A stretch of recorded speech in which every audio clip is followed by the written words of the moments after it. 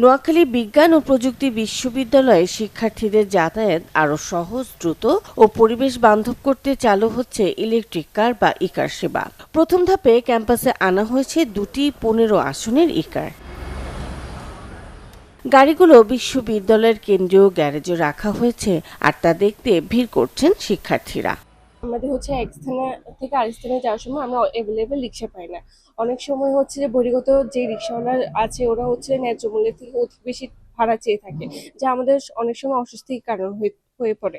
এখন যদি আমাদের নিজস্ব পরিবহন থাকে, আমরা ন্যায্য মূল্যে এবং নিরাপদে আমরা এক স্থান থেকে আর স্থানে সহজেই চলাচল করতে পারবো। আমাদের বিশ্ববিদ্যালয়ে প্রথম ইকা চালু হয়েছে, এতে করে আমাদের খুব অল্প সময় এবং অল্প টাকার মাধ্যমে এক জায়গা থেকে আরেক জায়গায় আমরা যাতায়াত করতে পারবো। ইকার দেওয়ার ফলে আমাদের শিক্ষার্থীরা এবং নারী শিক্ষার্থীরা বিশেষ সুবিধা ভোগী হবে এবং যে বিভিন্ন এক হল থেকে অন্য হলে যাতায়াতের ক্ষেত্রে তারা যে রিক্সার ভোগান্তিতে ভোগে, তারা এই ভোগান্তিটা লাঘব হবে।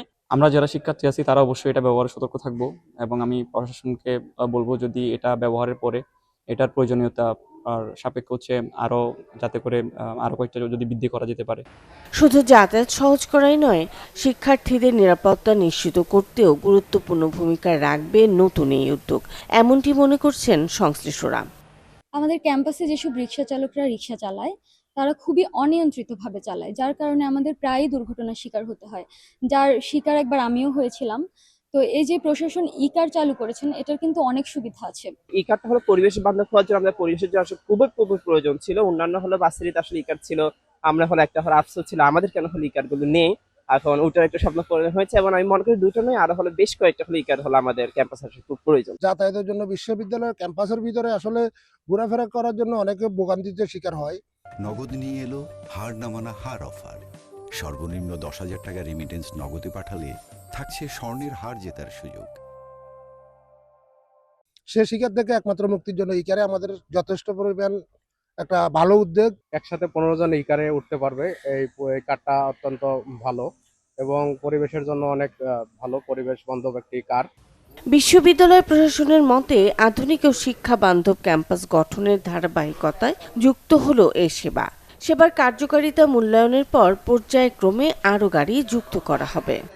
আমাদের বিশ্ববিদ্যালয়ে সবুজ ক্যাম্পাস বিনির্মাণে এই ইকারের ভূমিকা প্রশংসনীয় এবং ইকার গুরুত্বপূর্ণ ভূমিকা পালন করবে। প্রাথমিকভাবে দুটি ইকার বিশ্ববিদ্যালয়ে পরিবহন পুলে সংযোজন করা হয়েছে ছাত্রছাত্রীদের চাহিদার ভিত্তিতে, এবং পরবর্তীতে আমরা উপাচার্য মহোদয়ের সাথে আলাপ করে হয়তোবা আরও ইকার সংযোজন করতে পারি। এ সেবা চালুর মাধ্যমে শিক্ষার্থীদের দীর্ঘদিনের যাতায়াত সমস্যা অনেকটাই দূর হবে। একই সঙ্গে ক্যাম্পাসে পরিবেশ বান্ধব পরিবহন ব্যবস্থার নতুন দিগন্ত উন্মোচিত হবে, এমনটি প্রত্যাশা বিশ্ববিদ্যালয় প্রশাসনের। Desk report, channel 24।